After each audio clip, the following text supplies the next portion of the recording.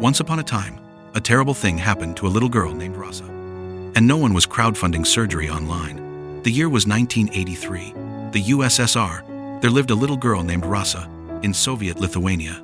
Rasa's parents worked at the Vadeikiai collective farm. Her father, Vytautas, was a mower. In the summer of '83, disaster struck. Vytautas Prasevicius started a mower at the Vadeikiai collective farm, while his two daughters, Rasa and Aushra, were playing nearby. Suddenly, he heard a scream and found 3-year-old Rasa bleeding with her feet severed. He ran for help. Night was falling fast. The village had no phone, and the nearest hospital lacked the necessary equipment. Death seemed inevitable from blood loss and shock. The first to arrive on the scene was Vytautas Blotnys, the collective farm chairman, who attempted to stop the bleeding. The collective farm's chief medic, Elena Kriviskini, placed Rasa's severed feet in a bag with ice from a refrigerator. A young doctor, Ramundas Aganauskas, from Radvilishkis Hospital, came to help and contacted colleagues in Moscow for assistance. A Tupolev Tu-134 aircraft, commanded by Yuri Surikov, was urgently scrambled on a Friday night in Lithuania to bring Rasa to Moscow. An air corridor was completely cleared for the plane.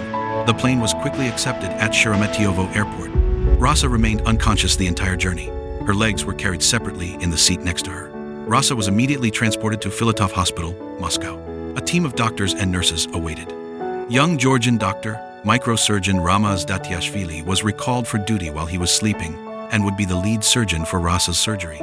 The team also consisted of Professor Viktor Krylov, anesthesiologist Yuri Nazarov, cardiothoracic surgeon Yakov Brand, and operating nurse Elena Antonyuk. The operation began just 12 hours after the tragedy.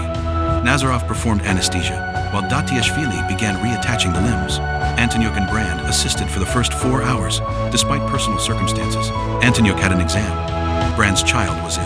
Ramaz worked tirelessly, and after 9 hours of continuous work, he recorded the return of blood circulation in the reattached feet. The operation was a success. Rasa reported no memory of the accident or flight. She took her first steps after the operation in the autumn, with Datiashvili reportedly shedding tears. Physical therapist Tatiana Gunaeva helped her learn to walk in just 2 weeks. Rasa also learned Russian during her recovery in Moscow. She returned to the collective farm, and the event received wide media coverage, both in the USSR and internationally. Letters and gifts were sent to her. Izvestia newspaper was the first to publish the story.